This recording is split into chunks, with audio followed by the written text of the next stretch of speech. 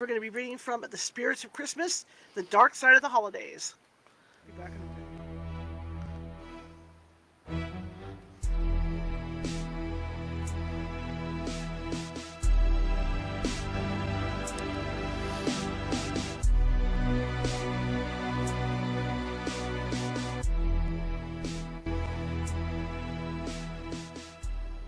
Grab your popcorn and snacks. Find a comfy spot, take a seat or lie down, and let me transport you to a place of fantasy, ghost stories, ancient legends, odd creatures, alien encounters, and other magical topics. You may even decide to join the conversation. From faraway lands to your own backyard, with a small dash of pixie dust. Turn out the lights and open your minds. The journey is about to begin. Good evening, everybody. Give me a second to get set up here. Make sure I hit the right buttons. Of course, the neighbors have to start making noises. Give me a second here. I'm going to start up TikTok, and we'll get the show on the road. And then we'll do my intros. Give me a second.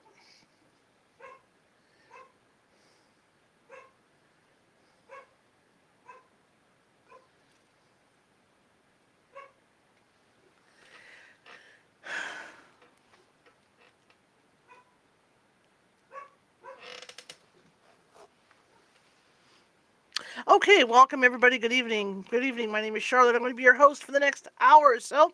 I'm also the owner of the California Haunts Paranormal Investigation Team based out of Sacramento, California. We are 45 strong up and down the state, which means what is going on here? This isn't good. Well, we don't care about that. Okay, fine. All right, that scared me. I thought we lost our page. Ah, where was I? Ah, yes. We are 45 strong up and down the state of California, which means if you think you have a paranormal need, we can help you out. It might take us a while, but we can get to you. California is this big state. Just contact us on social media. Just Google us. You can find us everywhere. February 2nd. Everybody have a great weekend. I'm so sorry about the 49ers. That's a bummer. Bummer, bummer, bummer. But you know what? They've got a good team for next year, so they can start looking forward to that. I'm really sorry for you guys.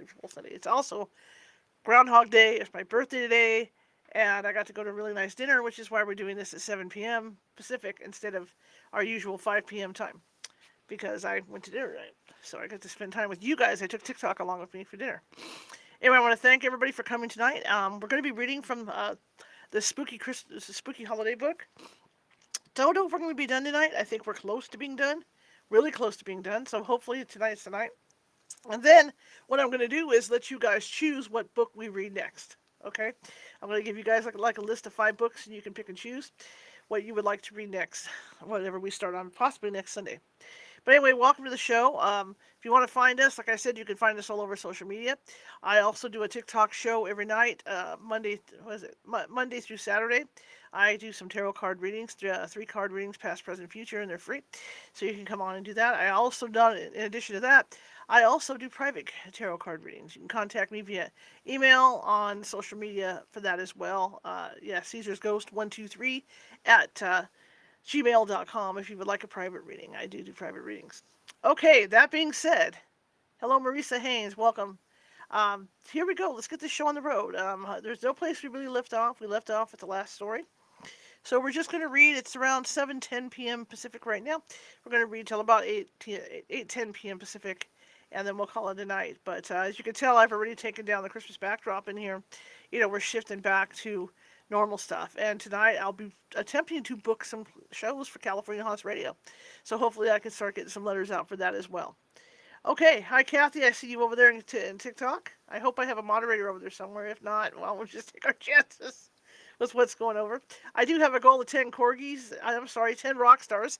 If anybody would like to gift, that's great. Just know that all that any funding from over there goes towards my paranormal team and not me. It pays the internet bills. It pays pays stuff for them, and it pays for gas and things like that, so we can go to investigations and take you guys with us. We're gonna take you guys live. Facebook, YouTube, TikTok. We're going to take all you guys with us on Ghost Hunts coming up here. So that does help pay for those kinds of fees as well, plus equipment replacement, things like that. I'm just here volunteering my time. All right. Okay. If I don't acknowledge your comments over there at TikTok, it's because I cannot see them. They're teeny tiny for me, so I'm going to be reading the book over here. Okay. So just to let you know, as you do gift, thank you for any and all gifts. All right. And for you guys over here watching on the other channels, if you would like to gift, I do have a ticker running along the bottom that shows you how you can donate and do that. So you have the opportunity to do that as well. All right. Oh yes, double tap that screen over there. I want to see those likes. See those likes come up. See how many likes we can get the next hour. All right, let us continue. This book is written by Sylvia Shults. Excellent author. We've read this book before. Love it. There's some really spooky stuff in here, and it's not only ghost stories. It's a combination of different types of horror stories that have happened, like fires and things like that have happened in and around the holidays. Is what this focus is. So it's an interesting book. But right now we're right in the middle, smack middle of a bunch of ghost stories. So here we go, and let's do this. I've got my old tablet. I got my 8-inch tablet. Mrs. Pickman's Ghost. Max Cubis lie awake in bed early that December in 1913. There was a real Wisconsin blizzard howling around the house, the winds piling the snow into deep drifts. But something else was keeping him from sleep. A faint scratching sound. I do this? There you go. A faint scratching sound coming from somewhere in the house. It wasn't on the second floor, where the family slept.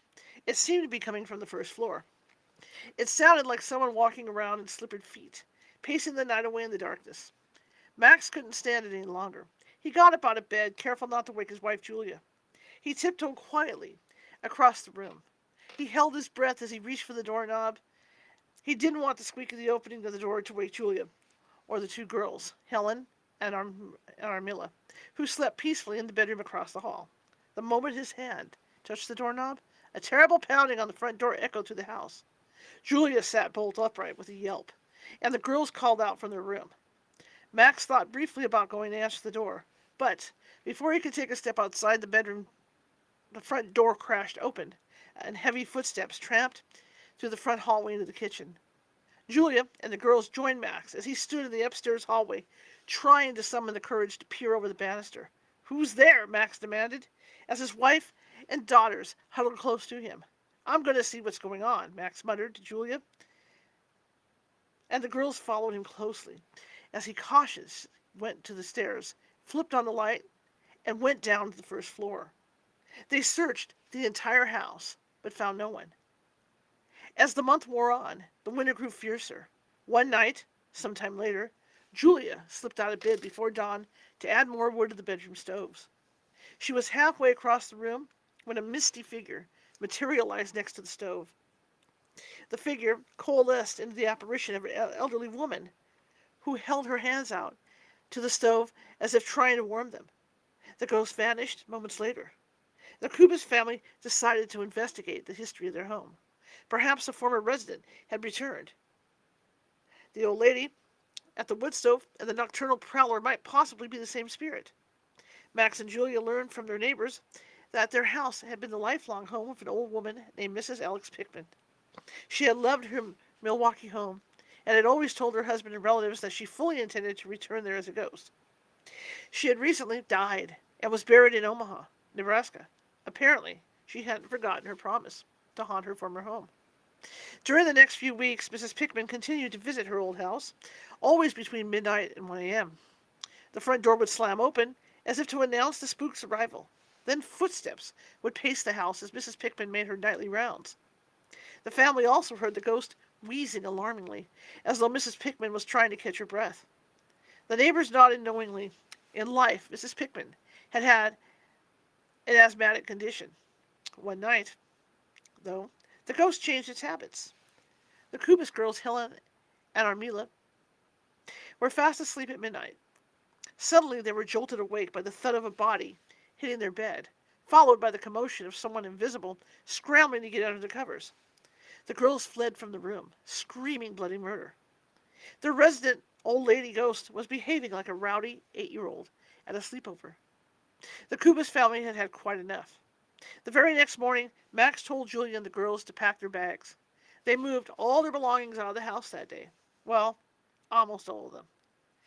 In their hurry to get out of the haunted house, the family left behind the clock that sat on the mantel. Julia Kubis remembered it the next day and went back for it in the daylight. When she picked it up, she found that it had stopped at midnight. Haunts of Heartland. Spooky. There was a lot of strangeness tucked away in the wild corners of New England. One of these places is the ravine between Garvin and Heartland Hills in Vermont. These back roads are haunted by a commune of hippie ghosts. In 1971, so the story goes, 5 young men and 2 women rented a house nearby for Christmas. They were wealthy college students from out of state, and they told people they were there to go skiing at Woodstock. According to the locals, they were really there to smoke pot, a lot of pot. Whatever the reason, they were there on vacation, but tragedy struck when the house caught fire. No one knows how the blaze began, but it took mere moments for the flames to engulf the place. The 7 students inside were too dazed to react, much less to escape. All of them were killed in the fire. Even today, locals driving the back roads around that land report seeing ghostly long-haired figures along the side of the road. One witness, a Mr. Sawyer, was a bit more detailed in telling of his experience. He says he saw a ghostly figure running down the road holding a flaming chair in his arms, eternally trying to escape his fiery fate. Oh, that's cheery. The things we do for love. The city of New Orleans is crawling with ghosts at every time of the year. These specters represent the same vivid cross-section of humanity that throngs the streets of this vibrant city in life. There is a house on the 700 block of Royal Street that features a rooftop ghost. A phantom, that is. Shall we say NSFW. The spirit is that of a young, pretty slave girl who fell hopelessly in love with a Creole man. The young man was handsome, but he apparently had a vicious streak. He promised to marry the young slave if she proved her devotion to him by spending the night on the roof of his house, stark naked. The girl was so besotted that one night, soon after, she actually did as he demanded. She stripped off all her clothes and lay down to spend the night. Unfortunately, she was too impatiently love-struck to wait for warm weather. It was a cold December night when she lay down. She never got up. Her would-be husband found her on his rooftop the next morning, frozen to death. Neighbors say that when December nights turn especially chilly, the young slave girl comes back, still trying to prove her undying love for her intended. She still wanders the rooftop of that house, her lithe, nude form backlit against the starry sky. The Christmas Rosebush. In West Virginia, many years ago, there lived a family by the name of Alts. They weren't a large family. In fact, there were only the 3 of them, Mr. and Mrs. Jim Alts and their daughter Anna. They were a happy, prosperous family with but one blot on their blessed lives. Anna Alts was quite sickly, and no doctor could explain her illness. One night, in early December, Anna suddenly got up from her bed. Her parents were astounded. Anna had been bedridden for most of her young life. Dreamily, as if in a trance, Anna threw back the covers, went to the door, and walked outside. Her parents followed, her mother wringing her hands with worry. Was Anna sleepwalking? Would it be wrong, even dangerous, to wake her? Anna wandered through the yard, her bare feet leaving small prints in the newly fallen snow. She came to a rosebush she had often gazed at through her bedroom window. Anna's strange journey out to the garden sapped what little strength she had. She sank to the frozen ground, her hand outstretched to the rosebush. Her mother and father rushed to her side, but it was too late. Anna was dead. Her parents were heartbroken at the loss of their only child, but they soon had a strange consolation. The rosebush began to bloom shortly after her death. It continued to bloom all year round, even into the winter months. Even when the rosebush was covered in snow, beautiful red roses dotted the bush. Several years later, Jim Alts and his wife moved to a new house. They dug up the rosebush and took it with them as a reminder of their lost Anna. They replanted the rosebush in the yard of the new house, but to their sorrow, it didn't bloom that summer 2. Summer 2 came in with plentiful sunshine and rain, but still the rosebush didn't bloom. The Alts feared the rosebush had died. In early December of that year, on the anniversary of Anna's death, a light snow fell. The next morning, Mrs. Alts looked out the window and shrieked. Anna's rosebush was gone. Mr. and Mrs. Schultz rushed outside to see what had happened. The rosebush had indeed disappeared, and small footprints in the dusting of the new snow led away from the spot where it had stood. The grieving parents followed the footprints. They had to know who would dig up their daughter's beloved rosebush. They traced the footprints all the way to their end and stopped, gazing at the scene in wonder. The footprints led straight to the cemetery and stopped at Anna's gravesite. There, on their daughter's grave, stood the bush. It was covered with beautiful red roses in full bloom. Please help. Many years ago, Dr. Anderson was awakened by a frantic pounding on his front door. He dressed quickly and hurried down to answer it. The moon shone brightly on the white snow and on the young girl standing on the doctor's front porch. The doctor wondered briefly why she was out so late. It was past midnight, and the girl couldn't have been more than 12 or 13 years old. He didn't recognize her. She was dressed in a blue coat, and her shaking hands were thrust into a white muff. "Please help me," the girl begged through chattering teeth. "It's my mother. She's very sick, and I'm afraid she'll die." The girl explained that she and her mother had recently moved into the old Holster place, about 3 miles away. Her father was dead, and it was just the two of them now. "I think she's got pneumonia," the girl said. "Please, you've got to come see her." At the dreaded word pneumonia, the doctor gave a short, sharp nod. "Of course I'll come. I'll be just a moment." The girl turned and darted away, heading for the old Holster place. The doctor shrugged into his good sheepskin coat, grabbed his bag, and went to the barn to saddle his horse. As the horse trotted down the road, the doctor mused at the bravery of the young girl who had ventured out after midnight in the bitter cold to seek his help. He was sorry she'd run off before he could invite her in to warm up just a bit. The ride didn't take long, but Dr. Anderson was still chilled to the bone when he came inside of the Holster farmhouse. He swung down, tied his horse to the gatepost, and hurried up the walk. No one answered his knock. So he eased the door open. This chair is not as fun as the old chair. And came in. A woman lay huddled in a bed, wheezing and shivering. The doctor turned up the oil lamp and set to work. If he could break the fever, the woman might live. He trickled medicine down the woman's throat, then poked the fire to life so he could heat the water for hot compresses. He worked for a couple of hours, and soon the woman stirred back to lucidity. "How did you know to come?" she asked, as she accepted a cup of something hot and steaming from the doctor. "Your daughter came to my house to fetch me. She was very brave to come out on foot on such a bitter night." The woman's face paled even further. "My daughter died of pneumonia 3 years ago." "But who could it have been? If it wasn't your daughter, how would she know you were ill?" "I tell you, there was a young girl about 13 years old who showed up on my porch."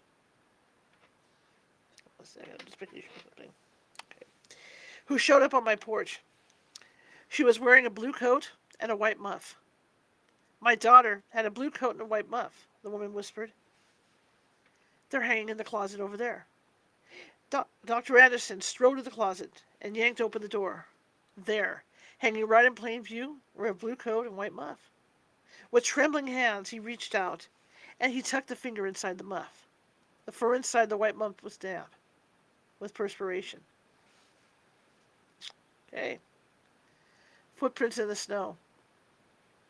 It was a cold winter afternoon early in the last century. A mother huddled in her cabin on the west fork of the Little Pigeon River in Tennessee. She held 2 of her children in a tight embrace, but one was missing. Her 2-year-old son had wandered away from the cabin earlier that day.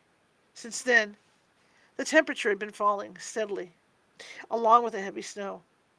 A neighbor came in, stamping the snow from his boots to grab a few moments' warmth by the fire. The mother looked up, hope dawning briefly in her eyes, then looked back down, defeated, at the shake of the neighbor's head. She was grateful, of course, that all the men folk were out looking for her precious little lost one. Word had been passed from cabin to homestead, from house to church, and soon the entire community was out looking. Her own husband was off in Europe, in the trenches, fighting the Germans. All she could do was pray that one of the neighbors would find her little boy, and soon. Dr. Thomas appeared at the door of the cabin. He dressed warmly for the trudge through the woods. He'd come thinking to help the young mother. One look at her stricken face, though, and he realized that he could best help not by doctoring her, but by finding her missing son. Pulling his heavy overcoat closed, he headed out into the snowstorm with the other searchers. Dr. Thomas struck off in a random direction, hoping he was looking at ground that hadn't already been covered. With the snow falling so thickly, the footprints of the searching men were soon being covered over. Dr. Thomas held his lantern high in the gathering dusk as he scanned the area. The shadows of the evening crowded close under the pines as the last light of day slipped away. The doctor stopped for a moment, listening to the silence of the woods. Somewhere, he knew, men were searching for the little boy with dogs. But he hadn't yet heard the deep bay of a hound on a scent. All around him, the snow fell in a silent hush. The branches of the pines swayed with the wind, even as laden with snow as they were. As night fell, the snowstorm grew worse. Dr. Thomas trudged along the dwindling path in the woods, stopping every so often to look closely at any fallen log that might shelter a shivering little boy. His toes were beginning to go numb, even with 3 pairs of socks. But he kept wandering the woods, his lantern held high in search of any sign of the boy. If he was cold, the toddler would be even worse off. Dr. Thomas stopped and turned in a slow circle. He couldn't give up hope, not while the boy was still out there lost in the storm. He held his lantern high, and there, on the ground, was one footprint. Dr. Thomas bent closer to study it. It wasn't the track of a deer or a dog. It was the footprint of a child who was barefoot. The doctor's heart leapt, and adrenaline spun in his cold fingers and toes, warming them briefly. Finally, here was some sign of the boy. The doctor looked around carefully for more footprints. There was another one, and a third. The bare footprints were just visible in the hard-packed old snow, and, as the doctor watched, more appeared, the feathery new snow blowing off of the old prints. Carefully, the doctor followed the prints. As soon as he passed the last one, the next one appeared, leading him farther into the woods. The doctor no longer cursed the biting wind, because oddly enough, the wind seemed to be blowing the fresh snow off of the prints, revealing the path that the barefoot toddler had taken through the woods. Dr. Thomas followed the footprints as they led to a patch of evergreens. The doctor lifted a low-hanging branch and gasped. There, curled up on a soft bed of fallen pine needles, was the young boy. But the doctor had come too late. The boy's skin was waxy white, and his little chest didn't rise and fall with peaceful sleeping breath. The boy had frozen to death in the storm. Dr. Thomas stifled a low moan and gathered the child up in his arms. He unbuttoned his coat and his woolen shirt and cradled the boy to his chest. The boy had died in the freezing cold. Although it was too late, the doctor could at least keep him warm for the sad walk home. He rebuttoned his coat and headed back to the cabin.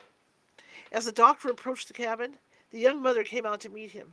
Seeing her there, silhouetted against the yellow glow of the lit cabin behind her, Dr. Thomas felt his spirit sink. How could he break this woman's heart? The mother caught sight of the doctor with his sad burden and ran to him. Dr. Thomas reached the open cabin door just as the woman came out, crying joyful tears at the return of her baby. The doctor unbuttoned his coat and opened his shirt. "I'm so sorry. At least I found him." And to his shock, the little boy blinked sleepy brown eyes at him. The child turned his head, hearing his mother's cry of joy. "Mama?" Stunned, Dr. Thomas handed the toddler to his mother, who cuddled him fiercely. She looked up, tears of gratitude standing in her eyes. "Thank you, doctor. Thank you so much. You saved my little boy. Please come inside and get warm." The doctor followed her into the cabin. His analytical mind fumbled for an explanation. The boy must have been chilled to the point where his vitals had slowed, putting him into a state of suspended animation. The walk back, cuddled against the doctor's warm chest, and wrapped in the heavy overcoat, must have warmed the child slowly enough for him to recover with no harm done. The gentle warming had brought the child back to life as surely as the violet blooms in the spring. Vaguely, He became aware that the boy's mother was still talking. "I'm so grateful for you for finding him." She kissed the toddler, who sighed sleepily in her arms. Dr. Thomas roused himself from his thoughts. "Yes, I followed his footprints in the snow. I'm amazed he was able to wander so far with bare feet." "Bare feet?" the mother said, puzzled. "But he's wearing shoes." Frowning, Dr. Thomas lifted one of the boy's feet. Sure enough, the boy was wearing sturdy brogans. "I have to tie his shoes on tightly, with double knots, so he won't kick them off," the mother explained. "Here, have some coffee. It'll warm you right up." "Good job," a neighbor said, putting a tin cup into the doctor's hand. Dr. Thomas accepted the congratulations and heartfelt thanks of his neighbors. The little boy was safe. That was all that mattered. But the doctor's scientific mind wouldn't rest until he'd figured out the answer to the mystery. Several nights later, he woke from a sound sleep, sitting bolt upright in bed, reeling from a thunderclap of realization. The wind hadn't blown the fresh snow off of the child's old prints. The bare footprints had been appearing in the snow, step by step, as he'd been following them. He hadn't been tracking a living child. He'd been following an invisible child, a ghost or an angel. The chicken ghost. One night, in December 1943, a British airman stationed in London was out for a stroll. He was crossing Pond Square in Highgate when he heard a strange sound for the mid-20th century, the sound of carriage wheels on cobblestone. Then he heard an even more incongruous sound for a chilly December night in the middle of London, the loud screech of a chicken. The airman looked around in confusion. He couldn't see a carriage, but he did see a chicken, running in disoriented circles and squawking with fright. And probably also with cold, because this chicken had already been plucked. The airman took a few steps towards the bird, hoping to help the poor shivering creature. But as he got closer, the chicken vanished. This chicken ghost has been seen in Highgate for over 300 years. It has a perfectly good reason to haunt Pond Square, and its story affects us even today. You see, that was the world's first frozen chicken, and it led to a revolution in food preservation. The story goes that in April 1626, Sir Francis Bacon was riding in a carriage through London with his friend Dr. Witherbourne, a physician to James I. The sight of the snow-covered ground led to a discussion of the possible use of snow to preserve food. Looking out at the rolling wheels and the path left behind the carriage, Bacon pointed out to Witherbourne that the wheels were packed with chunks of snow, and the grass revealed by the passing of the wheels looked fresh and green, even in late winter. Bacon's friend belittled his theory. Irritated enough to want to prove his point immediately, Bacon ordered the carriage to stop. He trotted to the nearest house and bought one of the household chickens. He wrung the hen's neck, plucked it, cleaned it, and stuffed the carcass with snow. Then he packed more snow around the prepared bird. Bacon's experiment worked, and a new era in commercial food preservation was born. Unfortunately, Bacon's adventure in the snow led to his contracting pneumonia. He faded quickly and died on April 9, 1626. Soon after Sir Francis's death, visitors to Pond Square began to hear the squawking of a chicken about to be butchered. But no chicken was in sight. Then the audible became visible. People would see a plucked chicken running in confused circles before vanishing through a brick wall. The airman's experience, in 1947 was just one in a series of naked chicken sightings down through the years. The Eternal Beetle. The Dakota, the iconic hotel at the corner of Central Park West and 72nd Street, New York City, is a place that many New Yorkers call home. Several of them are ghosts. On December 8, 1980, John Lennon joined the ranks of the spirits who roam the Dakota's elegant hallways. Just outside the building's front entrance, Lennon was shot 4 times in the back and shoulder by Mark David Chapman. Lennon staggered a few steps, then collapsed near his frantic wife, Yoko Ono. The first reported sighting of Lennon's ghost was in 1983, when Amanda Moores, a musician, and musician Joey Harrow, saw Lennon standing in the archway at the Dakota's interest, mere yards from where he'd been gunned down. Perhaps being so close to the scene of his murder had put Lennon in a pensive, even foul mood. Moores almost walked up to the beetle to say hello, but she said the look on his face let her know he wasn't in the mood to chat with strangers. Lennon was in a much better frame of mind when he showed up in his own apartment. Yoko Ono lived at the Dakota for 20 years after her husband's death. One day she came into the living room to see Lennon's ghost sitting at his white piano. He turned to her and said, "Don't be afraid, I'm still with you." Then he vanished.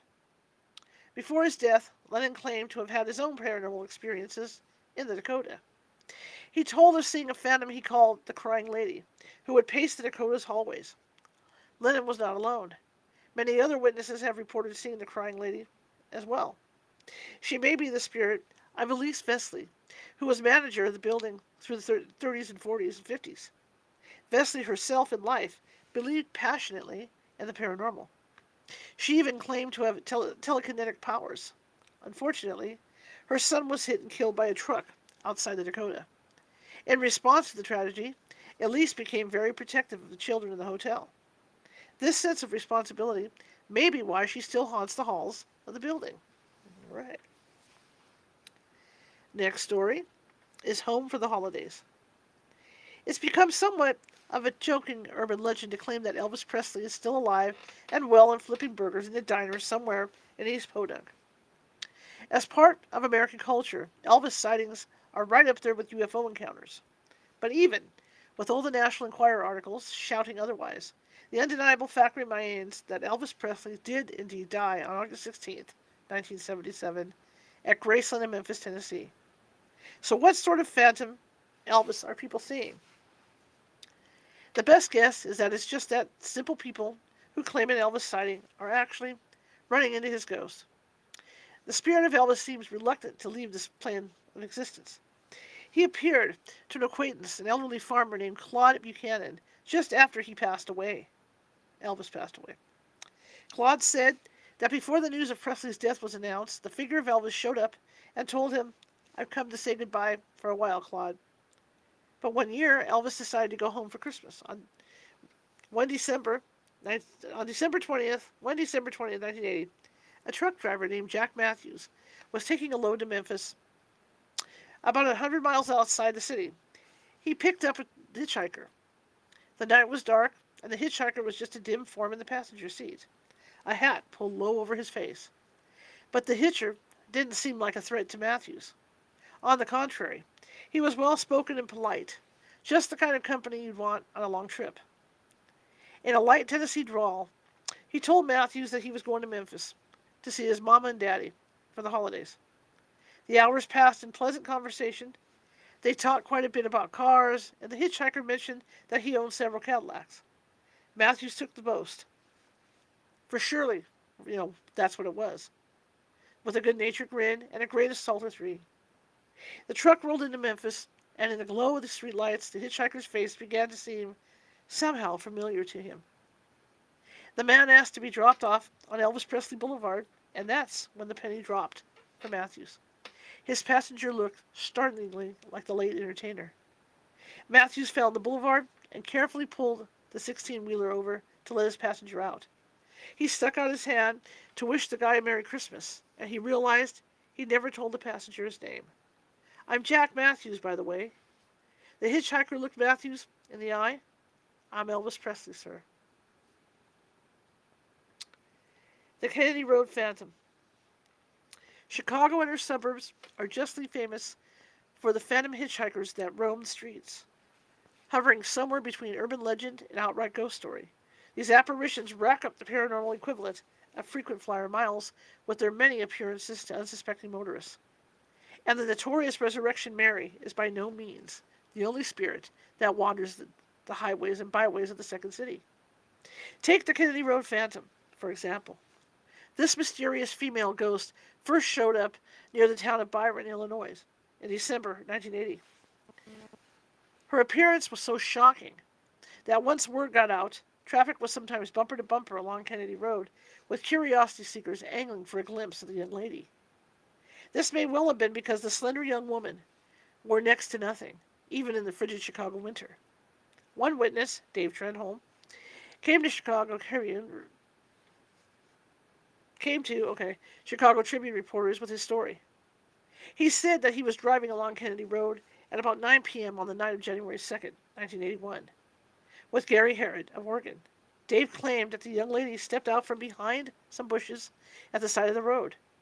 She was, Dave said, tall, slender, nice looking, about 20. All she was wearing were some black panties and some kind of scarf around her neck. This, despite the fact that the thermometer hovered around 10 degrees that night. As the woman spotted the car, she turned and ran toward a nearby farmhouse and vanished. Sightings like this went on for weeks, from December 1980 well into January 1981. Reliable witnesses filled police blotters with reports of the girl's clothing, or lack of it. Different witnesses described different outfits. The girl was seen wearing light-colored shorts and a sweatshirt, or shorts and a light jacket, or even a tiny halter top. One detail remained constant. She was always skimpily dressed. This argued against the whole thing being a hoax. It would take a seriously dedicated or outright insane prankster to walk along the side of a rural roadway in the dead of winter, half naked. So who was she? A mentally handicapped girl had been reported missing by her parents around Christmas, and for a while she became a possible candidate. But that theory was dismissed. Putting aside the possibility of a joke, people naturally turned to the paranormal for an explanation. Perhaps she was a car accident victim who had returned to haunt the stretch of Kennedy Road. Or maybe she was the ghost of a woman who had been buried in a nearby cemetery, which had been abandoned and recently destroyed. The story took a gruesome turn in late January 81. The Rockford Register-Star published a report that an Ogle County Sheriff's car had struck a mysterious woman around 8 p.m. and run her over. The woman had suddenly appeared in the middle of the road, and the driver of the squad car had no time to react. The car slammed into the woman, and she was pulled underneath the vehicle. According to the officers filing the report, they heard her bones crunch and felt the impact of the tires rolling over her body. The squad car screeched to a stop, and the officers wrenched their doors open and flung themselves out of the car, horrified at what they'd accidentally done. They sprinted back up the road, aghast at the carnage that surely awaited them. But they never found the woman's body. Puzzled, the officers made their report and braced for the derision that was sure to follow. A police lieutenant called the story crazy and untrue, but the officers were simply doing their duty, which that night included filing a report of something unexplainable. By the end of January, the reports of the half-dressed phantom of Kennedy Road had begun to taper off. Soon, the pretty young ghost seemed to fade out of existence, despite the people still quite eager to see her. That was decades ago, but many ghost hunters still keep a sharp eye out for her as they drive down that lonely stretch of road, especially the guys. It came upon a midnight clear. Ghost stories of Christmas Eve and Christmas Day. It's finally Christmas Eve. The tree stands proud, its colored lights twinkling softly in the dusk of the winter evening. The presents are wrapped, tomorrow's dinner is planned, and all is ready for the holiday celebration. What walks on this silent night? Santa stuffs the stockings. The following 3 stories come from the website paranormal.about.com, where people gather to share their odd experiences. The first story was shared by a reader with the screen name Misty G. When I was 9 years old, I'm 30 now, I could not get to sleep on Christmas Eve because I was excited about presents, and wondered if my parents had anything to do with the gifts I'd received from Santa the year before. That night, it was hot because the heater was on. I lived in Texas. So I got thirsty. Also, I was wanting to spy. I got out of bed and cracked open my door to make sure no one was out in the living room, so that way I could get something to drink. When I opened the door, I saw someone bent over. Then he stood up. It was Santa Claus, dressed in the red and white getup. Something strange was that I could see the lights of the Christmas tree shining right through him. He was taking the stockings down off the mantel and placing them on the coffee table. When he started to turn around to put the next stocking on the table, I closed the door and jumped into bed. The next morning I woke up and told my sister what I'd seen. I told her where he had put the stockings. When we went into the living room, the stockings were where I said he had left them. We both turned and looked at each other and froze for a moment. From then on, I have told everyone that I believe in Santa. Santa and an Elf. This story, also from ParanormalAbout.com, comes from contributor Skitty Scat. This incident took place near Seattle, Washington on Christmas Eve, 1957 or 58. Mom was at a kitchen window when she yelled for my sister and me, ages around 5 and 7, to come look. There was Santa and an elf carrying a big brown bag, walking down the middle of the street. My dad went running out the door to see if Santa would come and say Merry Christmas to us kids. But Santa, the elf, and the big brown bag had vanished. Okay. Next story, the ghost in the living room. And one more story from Arthur H. My mother, to whom I was very close, passed away in 1964 when I was 17 years old. I left home that year and moved to Ontario from Nova Scotia. In 1969, I met a girl whom I will call Karen, and we got married in the March of 1970. In December of 71, we were expecting our first child. We were living in a small bungalow. There was a fireplace in the living room. My wife and I loved the fireplace, and we had it lit every night. It was Christmas Eve, 1971, and we had just finished putting the gifts under the tree, and a nice fire gave off a beautiful glow. On the tree, one string of lights, which was supposed to flash, had stopped several days before. It was 5 minutes to midnight when the fire in the fireplace suddenly went out, and the string of lights started to flash, and the other lights stopped flashing. My wife and I were sitting on the floor, and it had become very chilly in the room. I looked over to my lazy boy chair, and a figure was sitting there, my mother, with a big, beautiful smile on her face. My wife, who had never met my mother, said she could see the same thing. This ghost never spoke, but just kept looking at me and my wife and smiling. At 12 midnight, the fire in the fireplace started up again, and the lights on the tree stopped flashing, and the others started flashing again. I looked over to the chair, and the ghost was gone. No matter what I did to those Christmas lights, they never flashed again. Okay, next story. That's Not Santa. Murder-Suicide Orphans, 5 Children by Bruce Trachtenberg, Oregonian staff writer. A Portland mother of 5, unalived of gunshot wounds early Sunday in an apparent murder-suicide in a North Portland home where she had sought refuge. Her former husband turned the gun on himself after first unaliving her, according to the Multnomah County Medical Examiner's Office.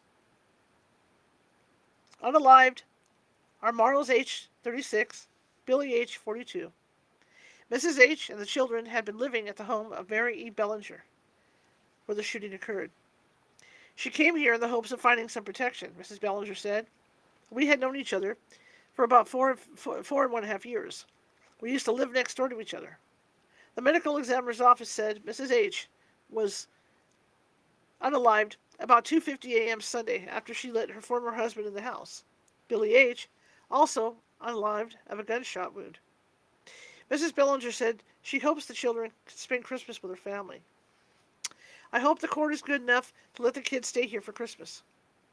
We want to try make this the best Christmas that we can make for them. We don't want to upset them any more than possible.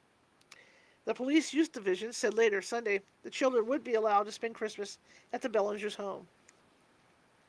From the Portland Oregonian, December 24th, 73. Domestic violence pays no attention to the date on the calendar. If death is going to come from within the family, it doesn't matter what day it is. Marlos and Billy couldn't work out their differences peacefully, and they both ended up dead. The violence tore apart the front room of the home.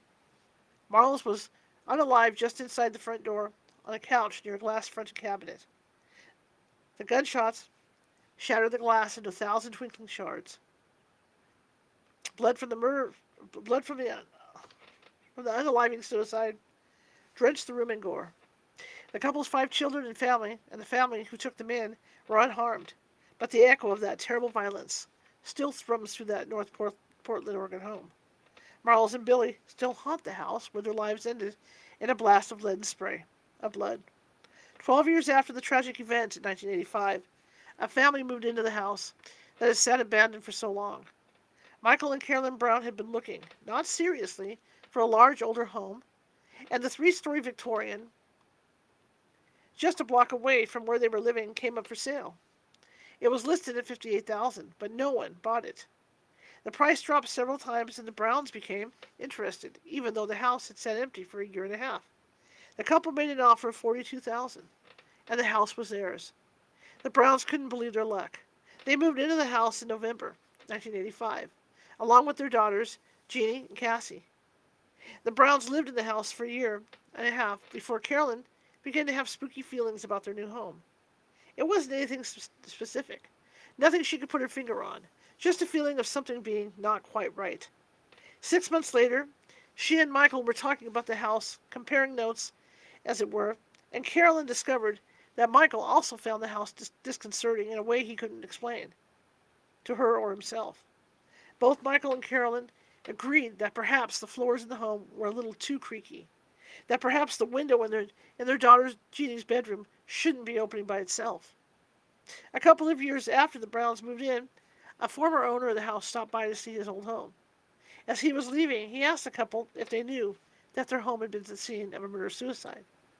Shocked at the news, Carolyn and Michael did some investigating with the neighbors. Sure enough, the neighbors confirmed the story. A lady had left her husband and had come to the home of her friends, seeking safety for herself and her children. Her husband had come after her, unalived her, then unalived himself. Cassie, the couple's younger daughter, was the first in the family to see the ghosts of Marles and Billy. She told Carolyn that a nice lady would come to tuck her in at night, but that a man would also come into her room. Cassie, not yet 3 years old, found the man scary because he never smiled. He only watched. But the lady was kind and pulled the blankets up and tucked Cassie in, soothing the toddler to sleep. On Christmas Eve, 1989, daughter Jeannie snuck downstairs for an early peek at the presents under the tree. A man was standing near the tree gazing at it, his back to the little girl. Jeannie caught her breath. Could it be her dad standing there? Or even Santa Claus? The man turned to face her and vanished. Jeannie, scared out of her wits by the man who was obviously neither her father nor Santa, scampered back to bed. Much later, she told her parents what she'd seen. The man she described sounded a lot like the man Cassie had seen watching her in her bedroom. The Browns were forced to admit they were sharing the home with ghosts. One of the spirits made his presence known exactly a year later. On Christmas Eve, 1990, the Browns hosted the annual family Christmas at their beautiful, spacious home. Carolyn's sister-in-law had brought a tray of mixed nuts for the party. The relatives had all gone home, and Michael and the two girls had already gone to bed. Carolyn was in the kitchen straightening up the party mess.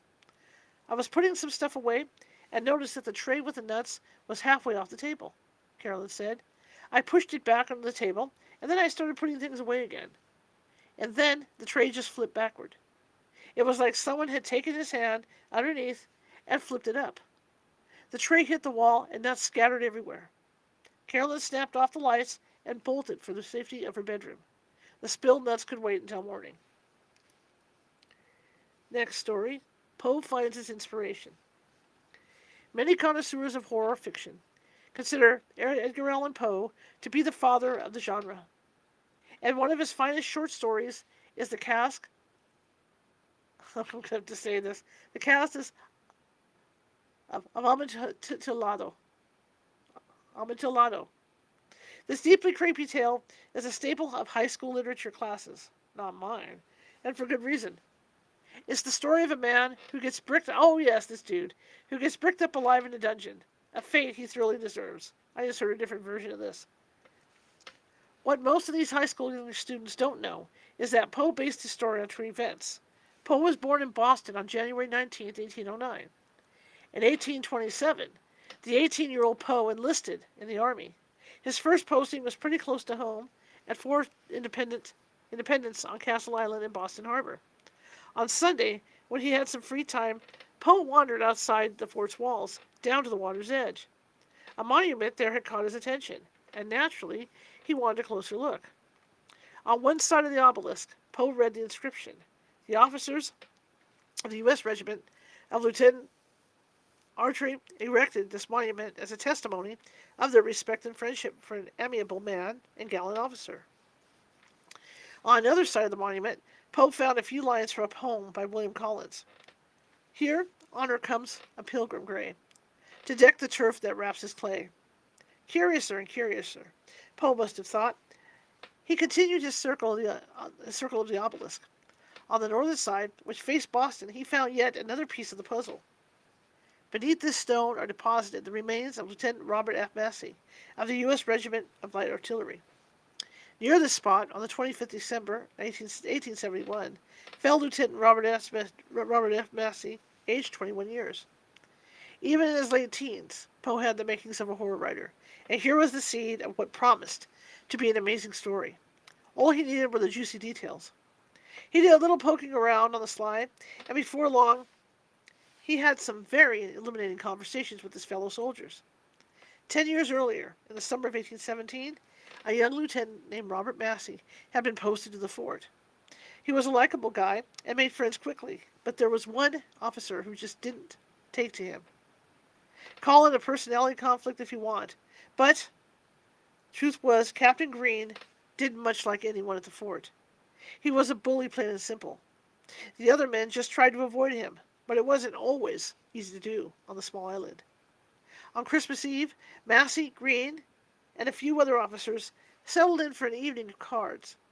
Massey and the other officers enjoyed the friendly games, but Green seemed determined to ruin Christmas for everyone.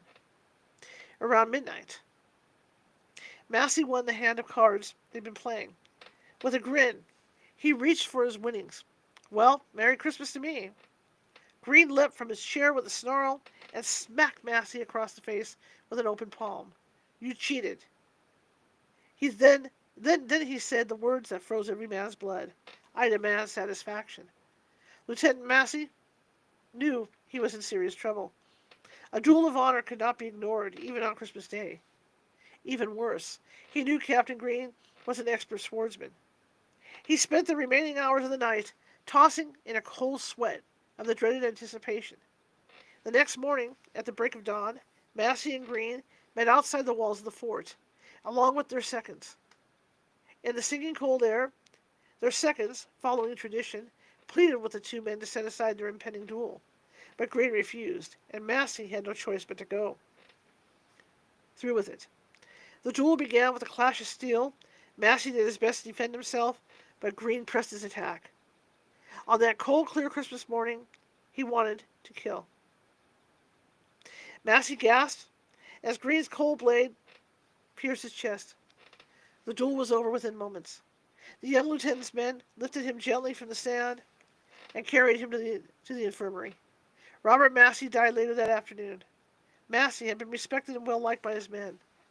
He'd made friends in the months he'd been at the fort. His men moved through their days in a haze of depression and grief. There was no reason Massey had to die. A young man cut down in the prime of his strength, just to satisfy some bully's lust for killing. Then, some of Massey's friends learned some information they found very interesting indeed. They already resented Captain Green for the capricious death of their friend Massey. They were intrigued to learn that Green had goaded his officers and other forts into duels on equally flimsy pretexts. In short, Green was responsible for the deaths of 6 other men. He was, Massey's friends realized, a sociopathic killer who chose to murder his victims in plain sight. Robert Massey's friends had a monument erected to mark the spot where he'd been run through. At nearly the same time, a strange thing happened. Captain Green disappeared. The top brass at the fort could give no explanation, so after some time, he was considered a deserter. Green was never seen or heard from again. But the story, Poe discovered, didn't end there.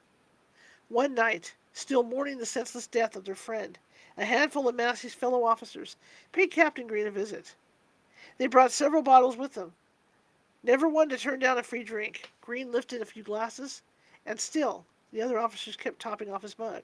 Soon, Green was knee-walking drunk. Two burly officers propped him up, one under each arm, and they went for a walk. The whole group manhandled Green out of his room and down to one of the old dungeons of the fort. Earlier that day, the officers had gone searching for the most remote of the abandoned cells. The dungeon had fallen out of regular use, but the cells were still equipped with the iron shackles of days gone by. The men hustled Green down to the dark, filthy cell and dragged him through the narrow door. They dumped him onto the dusty floor and clamped the rusty iron manacles to his wrists and ankles. Green came to a groggy half-consciousness and slurred a question. What the hell was going on? Then, realization cut through the fog of alcohol. The officers ignored him as he began to yell and struggle against his chains. Silently, they mixed mortar and began to take bricks from the pile stacked next to the door. It didn't take long for the men working together to brick up the narrow cell door. It took longer, probably much longer, for Green to die screaming in the pitch blackness. The officers involved all requested transfers to other forts. But before they all left, whispers began among the lower ranks. The story was shared in low, muttered tones. 10 years later, there were still soldiers at Fort Independence who remembered the true story of the fate of Captain Green. They shared that hushed tale with budding horror writer Edgar Allan Poe. The higher-ups got wind of Poe's research, and he was called into the office of the fort's commander. Poe was told that he was strictly forbidden to tell anyone the story of Massey's duel and its grisly consequences. Poe agreed to the gag order. Of course, no writer could sit on a juicy story like that forever. Many years later, Poe composed a story set in Europe titled The Cask of Amontillado. He was forbidden to tell the story, but no one had said he couldn't write a story that had its roots in the sand of Castle Island, roots that reached down into the dungeons far below the ground. But there was yet more to this story. In 1905, a work crew on the island discovered the oldest section of the fort. On comparing the prison cells to the fort's original plans, the crew realized that they didn't match. A bricked-up section of the wall captured their attention. Maybe the missing cells were behind the wall.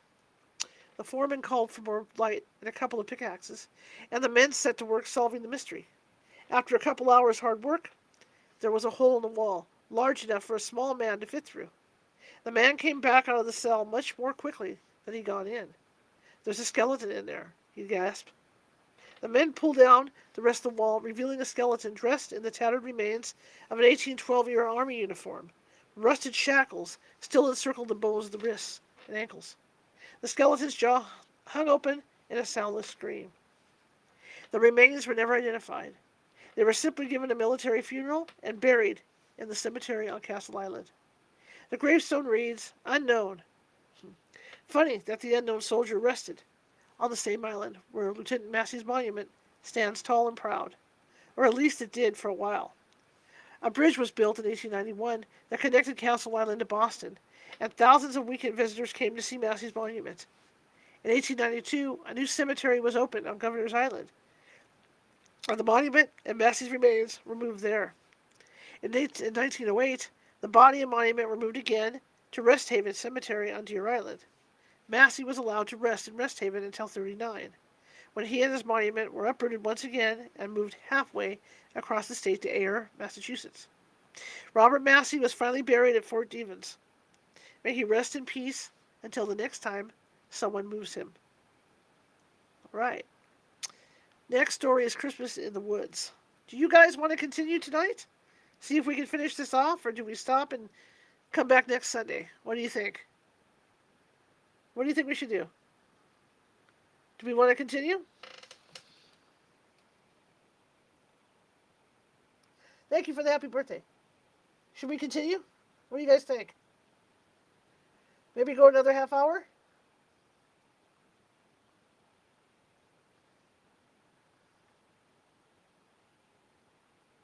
All right, let's go another half hour.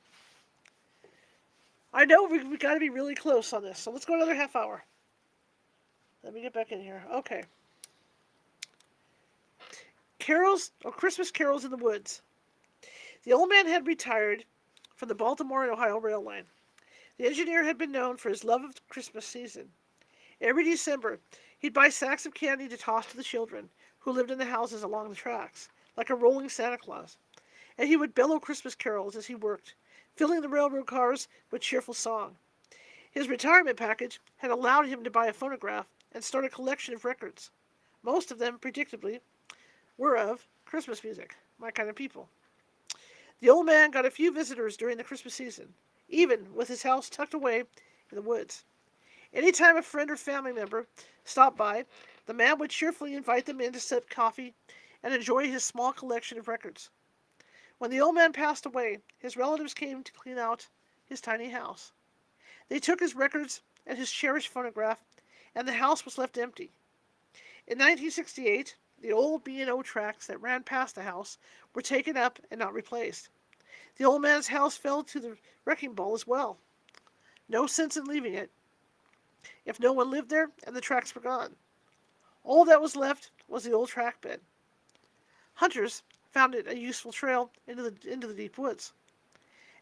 Years after the old man died, not long after his house was demolished, a hunter was in that part of the woods. It was 2 days before Christmas. The hunter was driving carefully down the track bed, mindful of the noises of the forest around him, when he heard a sound that had no place in that part of the woods. It was the sound of a Christmas carol coming from a well-worn and well-loved record. Pops, scratches, hisses, and all as the needle coaxed the tune from the aging vinyl. The hunter stopped his car and turned off the engine to make sure his imagination wasn't playing tricks on him. All around him, the music rose, spreading through the trees. The hunter shook his head at the weirdness of it and turned the key in the ignition. His car wouldn't start. Frantically, he stomped on the gas and twisted the key again. The motor just wouldn't turn over. Then the hunter saw movement ahead of him.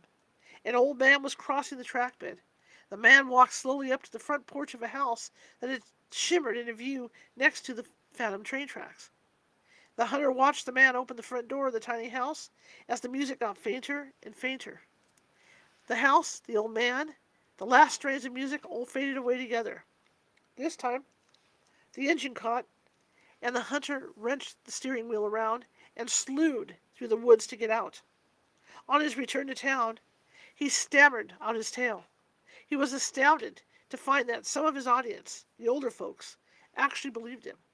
They remembered the old engineer who lived in the house in the woods and loved the Christmas season so much, and who invited visitors in to listen to his favorite records. The next night, Christmas Eve, 13 boys set out for the woods in 3 cars. They wanted their own experience in the dark forest.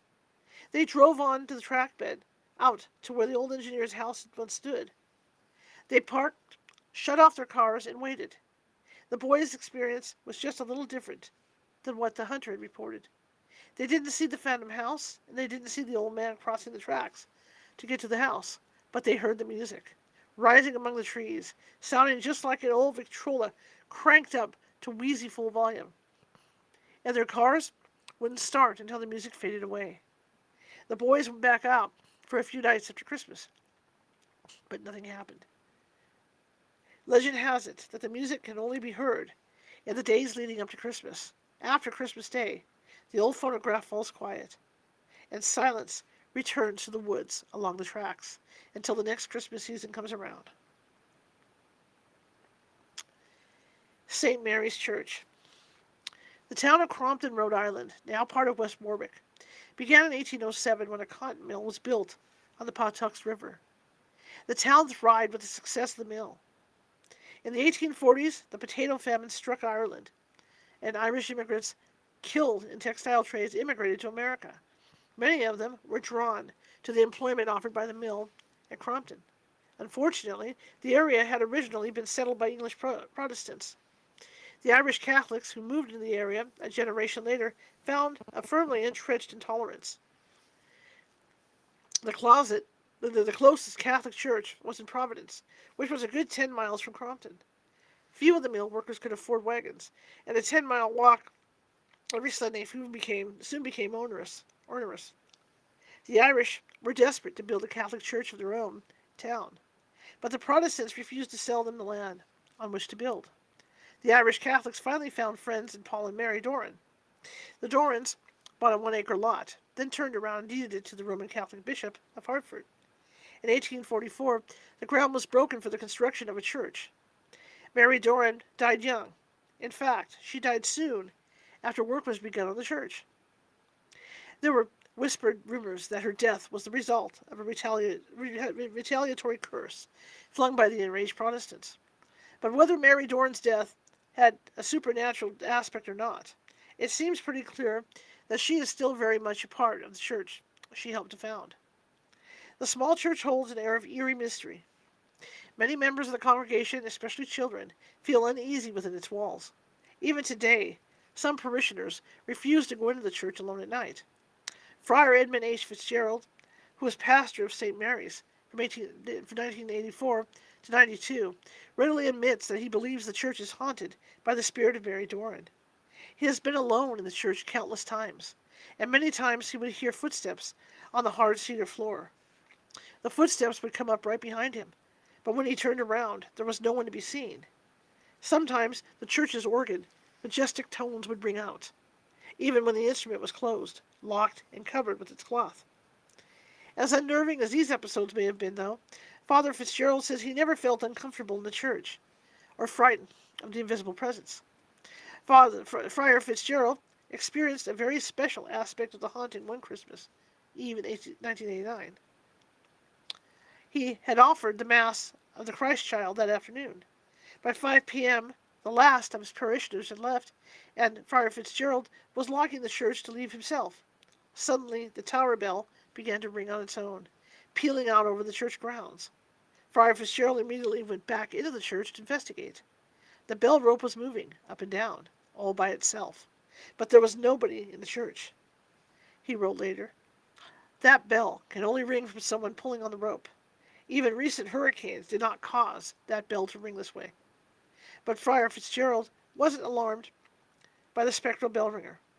"What better time for it to ring," he said, "than to celebrate the birth of the Christ child." Next one is The Lady in the Pantry. On Christmas Eve in 1985, a canon living in Clonshalf, Ireland, was relaxing at home in the rectory when his cook came into the room. Nervously, she pointed out that there was a strange noise going on in the kitchen. It sounded to her like the noise of a heavy wagon rolling past a rickety house. The canon had no idea what to make of this, but his cook was obviously alarmed.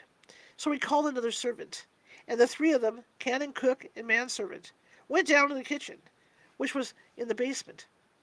By the time they got back to the kitchen, the house was vibrating as if the grip of an earthquake. But none of the furniture and dishes were being jostled. They were all perfectly still. The two servants were on either side of the canon, each holding onto an arm, terrified at the eerie disturbance. Suddenly, the vibration stopped. But beyond the closed pantry door, the three of them could hear a tremendous racket. It sounded like someone was throwing every china plate, bowl, and glass onto the flagstone floor. Crash after crash came from behind the locked door, while the servants clung to the canon for dear life. The door was locked, but the key was in the lock, and the canon decided to open the door and investigate. He reached for the door, but before he put his hand on the key, the locked door of the pantry swung open. A tall woman glided out of the pantry. She was wearing a loose white dress with a short black cape around her shoulders. The canon was paralyzed with fright, and his two servants were holding onto his arms so tightly in their own fear that days later the canon had bruises from the panicky grip of their fingers. The canon wrenched away from the servants to follow the ghost, who had moved across the kitchen to the stairs. When the ghost reached the bottom of the stairs, it vanished, and the canon's two small boys, in their bedroom, 3 stories above, started screaming. The three thundered up the stairs to the boys' bedroom. The boys were shaking, terrified at the ghostly intrusion. The older boy, who was 10, told his father that he had been lying awake in his bed, waiting for Santa Claus. But instead of the jolly old elf, a strange lady glided into the room and then went back out. And she hadn't left any toys either. The canon and his servants searched the rectory from top to bottom, but they found no trace of the lady in white.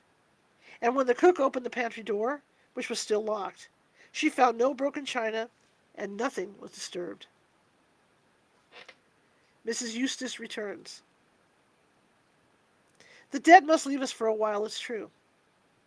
And sometimes our grief at losing them can feel overwhelming. But if we are lucky, our loved ones will find a way to let us know they still care for us, even beyond death. Dr. Eustace's wife died early on Christmas Day, 1932. The widower was devastated by his loss, but he believed that his wife's spirit lived on, and that they would someday be reunited. But as the bleak days and weeks without her wore on, Dr. Eustace drew his grief around him and resigned himself to her loss. About 7 weeks after his wife's death, Dr. Eustace was taking an evening stroll in his garden. Suddenly, he stopped in his tracks. There, in the fading light of the setting sun, stood his beloved wife. Dr. Eustace later wrote about the experience. She stood looking straight at me as though she'd been expecting me. Her face and figure were distinct and clear-cut as distinct and clear-cut as in life. She gazed intently at me. Translated into words, her expression would have been well rendered by, "How stupid of you! Why so foolish?" I believe that I smiled, and that my face reflected my joy. But the surprises were not yet over for Dr. Eustace. His wife's friend, Mrs. Welch, came by to offer her condolences. During their conversation, Mrs. Welch claimed to have seen Mrs. Eustace on Christmas Eve, the night before her friend had died. Mrs. Welch had attended the midnight service at the convent of Poor Clares. She had gotten to the church at 5 minutes before midnight, and she said Mrs. Eustace had been at the church too. Mrs. Eustace had greeted her friend and taken her by the arm, helping her to her seat with a smile. When Mrs. Welch had learned the next day of her friend's passing, she realized that, of course, it hadn't really been Mrs. Eustace at the church, but that her friend's spirit had been the one to help her to her seat. As Mrs. Welch spoke of her experience, Dr. Eustace recalled something else about that Christmas Eve. As he stood by his wife's bedside, he had noted that she lost consciousness at 11:55 p.m., the exact time her spirit was guiding Mrs. Welch to her seat at the church. Hey. The Phantoms of the Mamie are Mine. The winter of 1894 was a very bad time to work at the Mamie are Mine on Raven Hill at Cripple Creek, Colorado. 3 men had already died at the mine over that year. In the darkness, any misstep had the potential to kill. One miner had been killed in an unexplained blast. Another miner had had the bad luck to be standing under the bucket used to transport workers to the surface when the new cable broke. The falling bucket smashed the miner into an unrecognizable mass. Outside the mine, things were no less dire. A man named Garrison, who ran the mine's boarding house, came down with mountain fever. 9 days later, he was dead. On November 15, 1894, E.D. Blake was appointed manager of the boarding house. On Thanksgiving night, Blake was working at the top of the mine, along with a foreman named Fatty Root and 2 other men. They were all working near the hoist bucket. Suddenly, the signal bell rang 3 times, then once. This was the signal for man aboard, hoist away. The hoistman started the bucket on its upward climb, but before it got all the way to the top, the bell rang once, the signal for stop. Then it rang twice, for lower away. Then the bell started ringing randomly, throwing out a bizarre, contradictory mix of signals. This was all kinds of wrong. The bucket and windlass were the miner's lifeline to the surface. It was far too serious of a piece of equipment to waste the operator's time with silly games and mixed signals. Blake and Root decided to put a stop to the shenanigans. Ignoring the bell signals, they hauled the bucket up and climbed in. They bumped and clanged their way to the bottom of the shaft. Grabbing lanterns, they both went all the way through the workings. There was no one down at the bottom. When the 2 men came back up, the hoist operator said that no one had come up before them, either. A few nights later, a miner was working at the 375-foot level. He came up to the top, ashen-faced. A man, he said, had just been killed. The miner said he had been placing charges for blasting. As he worked, someone had walked right past him, straight into the middle of the blast zone. He had yelled at the man to get out, but whoever it was had ignored him. Then the charges had detonated. As soon as the smoke from the blast had cleared, the foreman sent workers down to investigate. When they got down to the 375-foot level, They were met by a horrifying sight. A man stood in the lantern light, blood streaming from several ugly gashes on his head. One of his arms had been blown off. He stood with it slung smartly over his shoulder, like a rifle. The men were appalled at the sight of the mutilated miner, but they were astounded that he was still alive. They yelled at the man, but he ignored them. Perhaps, and quite rightly, he was in shock. One of the rescue party stepped forward to take the miner's good arm, and his hand went right through the injured miner. The shift boss grabbed a drill and poked at the man, and the drill swished through the specter as well. The ghost brushed past the men, headed for the bucket, and rode up to the top. The rescue party waited until their racing hearts had calmed down. Then, they too rode the bucket up to the surface. The hoist operator at the surface swore he hadn't pulled the bucket up but once for them. The hauntings continued. On Christmas Eve, Blake, Root, and 2 other workers were once again at the top level of the mine, near the bucket. The bell sounded 3 times, then once. "Who's down there, Root?" the foreman asked. "There isn't anyone down there," the hoist operator said, but he just couldn't ignore the signal. Better safe than sorry, after all. He started up the hoist. What happened next, according to E.D. Blake, was recorded in a WPA Writers Program report, dated 1936 to 1942. All 3 of us started back, and the blood curdled in our veins. Started back. I hope to be spared ever seeing such a sight again. Garson got out of the bucket first.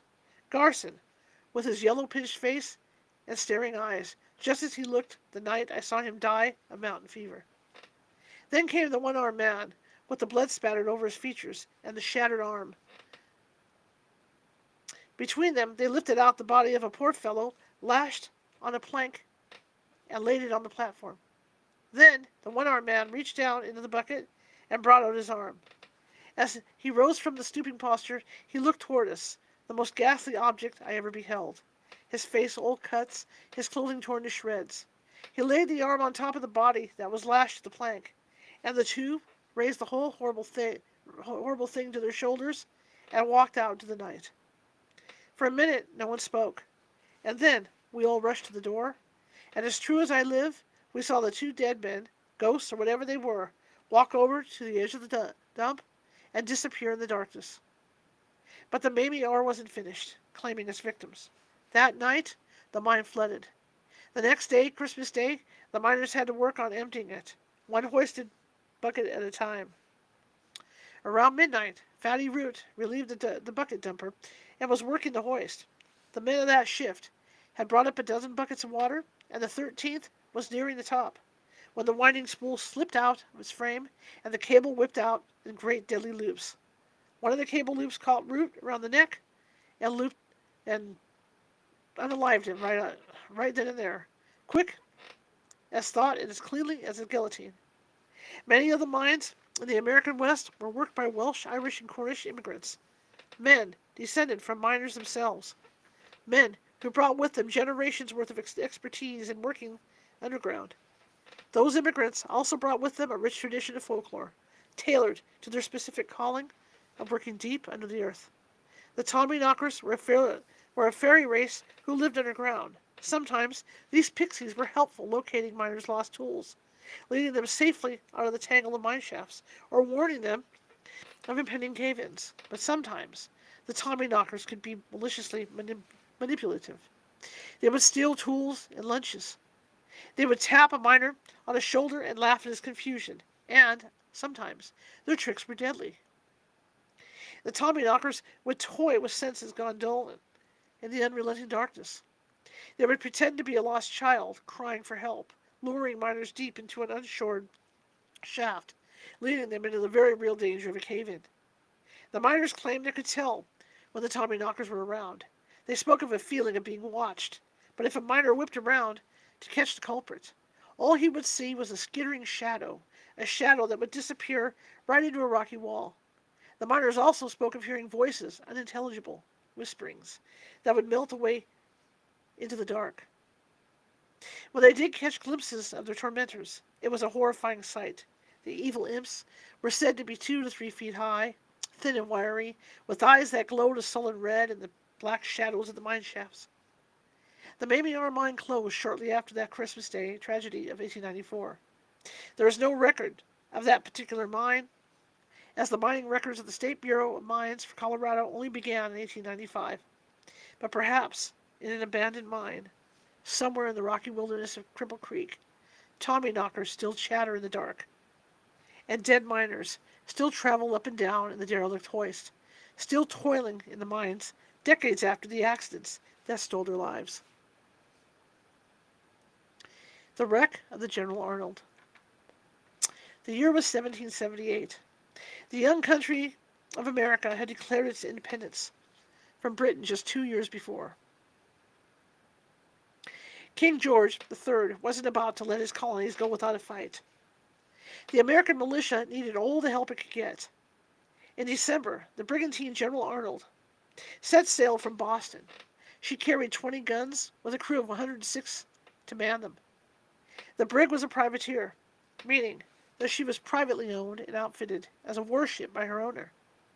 Ships like this were issued letters of marque by the province of Massachusetts, allowing them to legally chase down British ships and plunder them. With these letters of marque, the ships and their crew rode at the fine line between legitimate raiding in a time of war and outright piracy. By Christmas Day, the ship had gotten as far as Gurnett Point outside of Plymouth Bay. The captain, James McGee, anchored there and signaled for a pilot to take the ship safely into the harbor. But a storm was brewing up fast, and no sane pilot would risk his life in such nasty weather. Without a local mariner to guide the brigantine into the harbor, Captain McGee would have to take his chances navigating the unfamiliar shoals on his own. McGee decided to ride out the storm in Cape Cod Bay for the night and hope a pilot made his way out to the brig the next morning. That turned out to be a cataclysmic bad decision. The storm grew worse during the night. The General Arnold, already dragging anchor, went aground on White Flats in Plymouth Bay.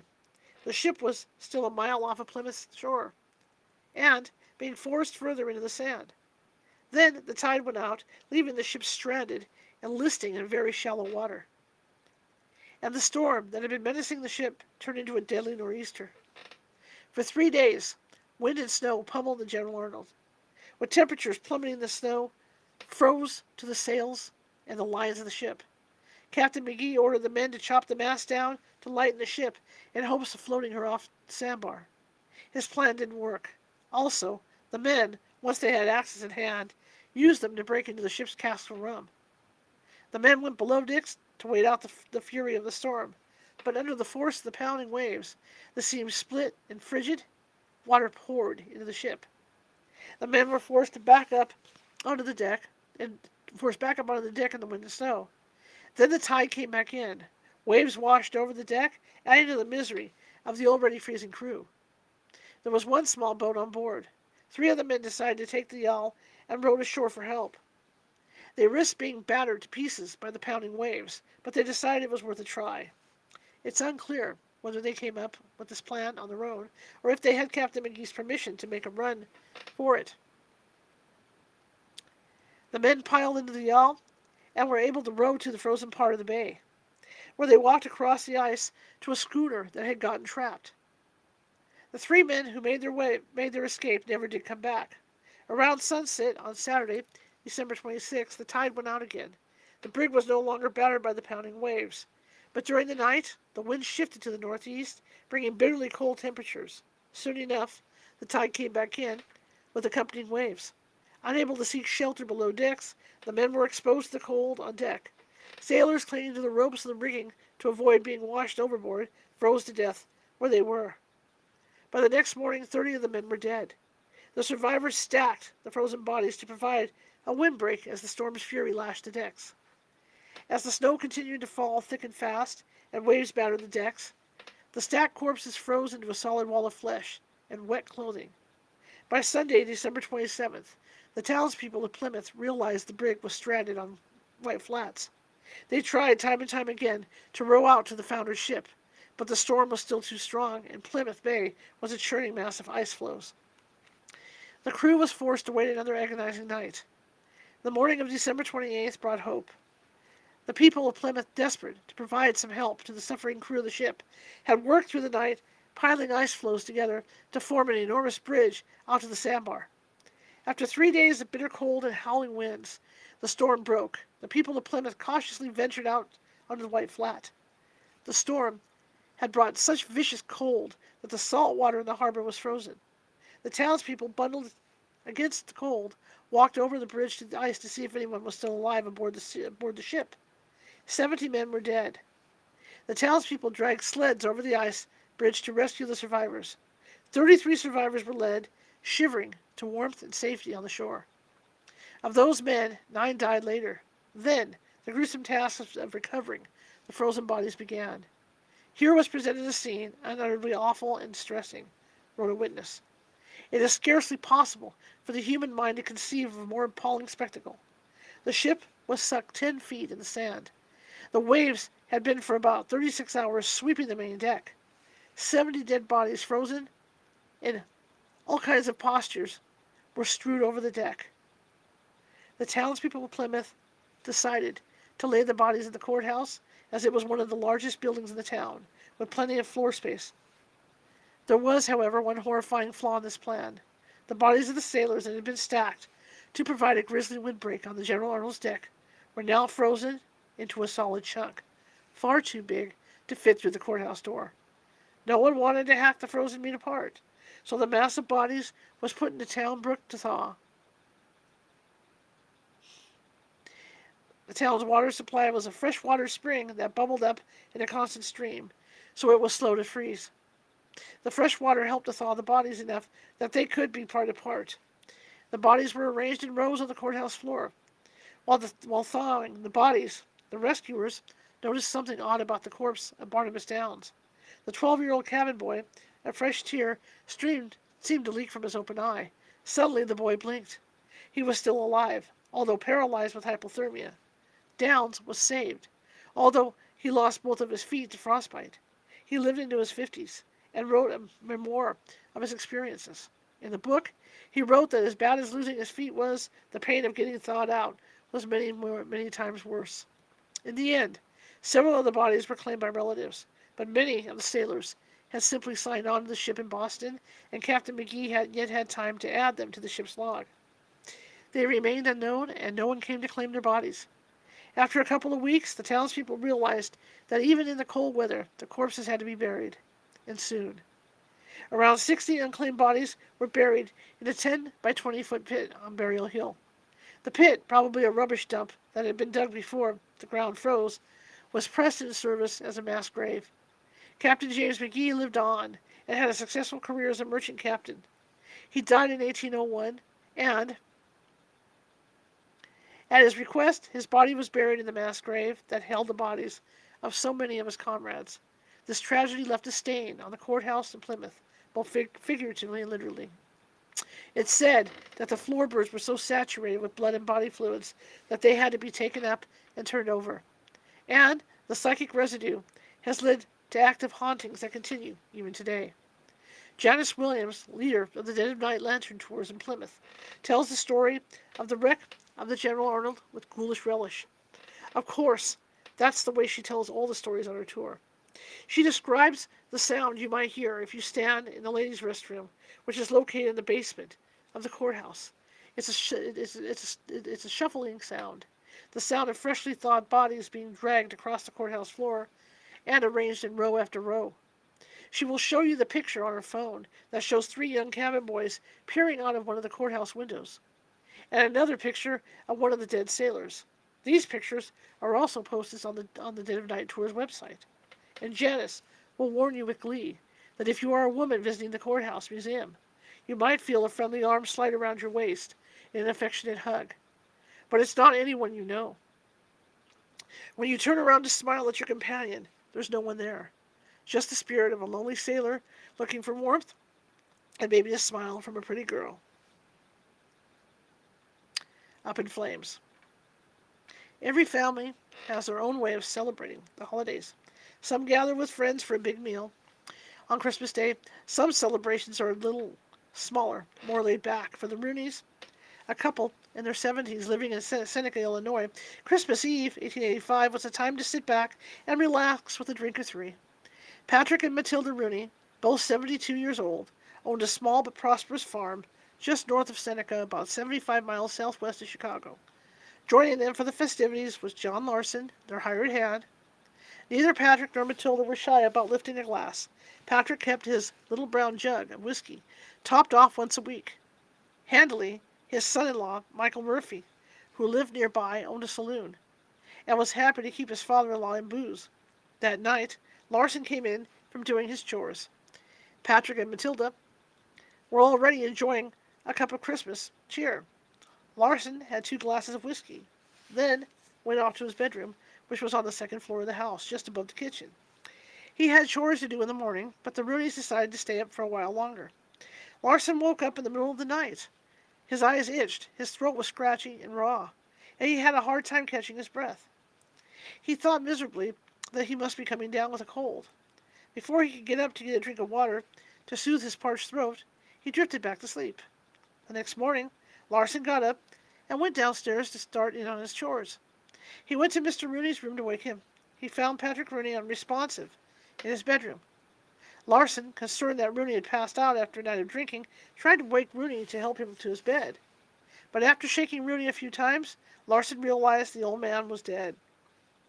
Larson hurried to Matilda Rooney's room, but his boss's wife was nowhere to be found.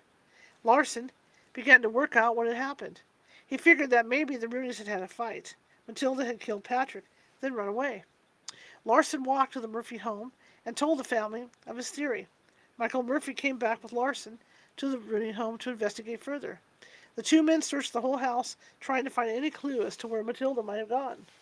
As they passed Larson's bedroom, Larson glanced in through the open door and noticed something that had escaped his attention in the grogginess of first waking up.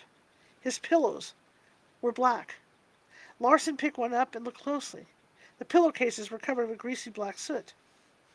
Larson humphed thoughtfully. This was probably why he had woken up coughing and short of breath in the middle of the night. The 2 men searched for Mrs. Rooney and in the kitchen. The stove, the table, the chairs were all covered in the same black slick of soot. And in the center of the room, there was a hole in the floor, charred around the edges, several feet wide. Sickened, Larson and Murphy made their way to the edge of the hole and looked down. On the cellar floor beneath the kitchen, one floor below, lay all that was left of Matilda Rooney. A part of her spine, her skull, 1 hip bone, and a pile of white ashes.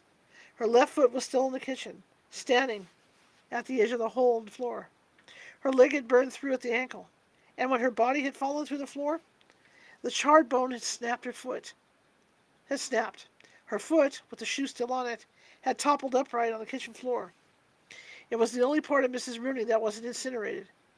Besides being covered in soot, like the glass chimney of a smoky oil lamp, the only damage to the kitchen was that the edge of the tablecloth had been scorched. Well, that and charred, gaping hole in the middle of the floor. The LaSalle County coroner, Dr. Floyd Clendon, had only one body to autopsy. He determined that Patrick Rooney had died of smoke inhalation. John Larson, since he slept with his bedroom door closed, had been lucky to escape the same fate. As for Matilda Rooney, the coroner just scraped the ash from the cellar floor, along with the bone fragments. He later reported that it would have taken a fire burning over 2,500 degrees Fahrenheit to incinerate Matilda's 160-pound body. He was at a loss, however, to explain how such an intense fire could burn only her body and not the rest of the kitchen or the house. John Larson was briefly considered a suspect in the deaths of Patrick and Matilda. But a couple months later, he was exonerated on the strength of his character. Matilda Rooney's death is one of the best-known cases of spontaneous human combustion, but it is by far no means the only one. There have been over 200 reports of people mysteriously bursting into flames. One of the earliest recorded in Paris in 1673 involved a woman who caught fire and exploded on the street. Witnesses said she had been drinking, which seems to fit the pattern of alcohol involvement in cases of SHC. Victims are usually heavy-set, and they are often female. Strangest of all, nearly all of the reported cases have occurred in the northern hemisphere, many of them during the winter months. Sadly, the Rooney's reputation suffered after their grisly ends. The Ottawa Republican Times ran their story on December 31st, 1885, with the judgmental headline, "Tragic End of an Old Couple Whose Weakness Was the Cause of Their Sad Demise." Even some of their descendants believe that the deaths were the result of divine retribution for the Rooney's excessive drinking on Christmas Eve. All right, guys, we're going to stop there. And it looks like we'll be back next week with this. And like I said, we're getting really close to the end. So, um, yeah, I'm going to go ahead this week. And what I'm going to do is I'm going to pick a book. I'm going to pick 5 books you guys can choose. And so what we'll do is we'll have that book ready to go so that if we do come to the end of this, like midway through the show, we can start the new book. Okay? So I'm going to go ahead and find some book. But I think that's going to be it for tonight because we've been at this an hour and a half. Okay? All right. Thank you guys for coming. And tomorrow, of course, I'm not going to do readings tonight, but I will be back tomorrow at 7 p.m. Pacific to do some card readings for you guys, 3 card over at TikTok. For those of you that want to join me from YouTube, just come on over to TikTok, look for California Haunts Radio, or join us at Clapper because we're going to be over at Clapper as well. All right. So I'm going to say goodbye to everybody, and good to see you all, and I will see you tomorrow on TikTok. And tonight I will be, stay awake tonight, I will be booking shows so we can get this thing up and rolling over here and keep the radio show going and more in a decent pace, okay? So thank you very much over here, and I appreciate it, and I will see you guys when I see you.